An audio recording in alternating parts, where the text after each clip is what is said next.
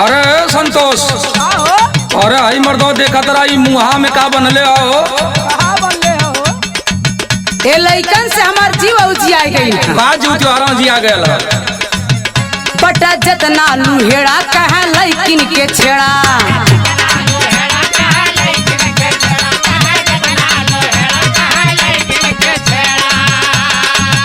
बटा जतना लुहेड़ा कहा लइकिन के छेड़ा रोज जान के लगे।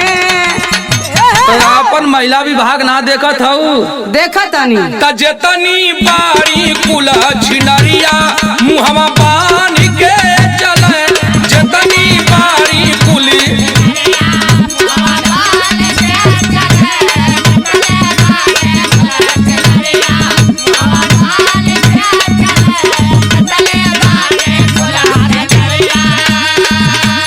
तो जहाँ एक ओढ़नी में काम चल जात रहे वहाँ एक ओढ़नी औरी लग गई। यानी महिला विभाग का तू धज्जी उड़ेबा। सुना सुनावा।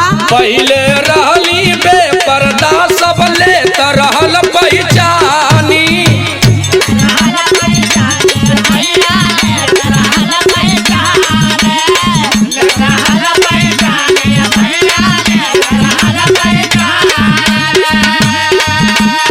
अब काके ऊ पता लगाई कहवा गईली रानी बैठे बाइक धै कमरिया मुहवा बान के चले, जेतनी बारी कुल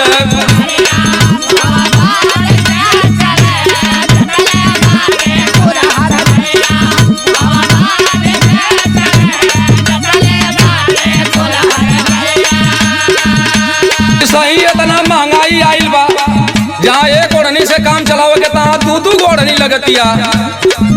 अरे एक ओढ़निया जो बना तो एक ओढ़निया मुहावा,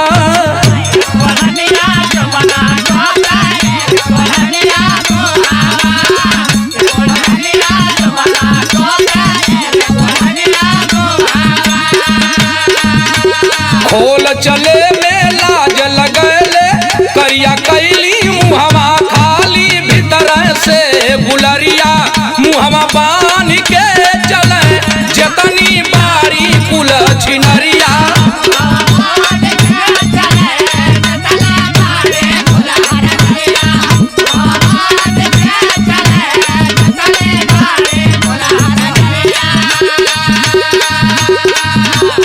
अच्छा तो जावन ये जौन लोग मुँह बांध ले लू ये धूप खातिर इस्तेमाल कइल जाला। ये धूप मुहा में कौन धूप लागल हो? बानली पवित्र मुहवा बान के छिहात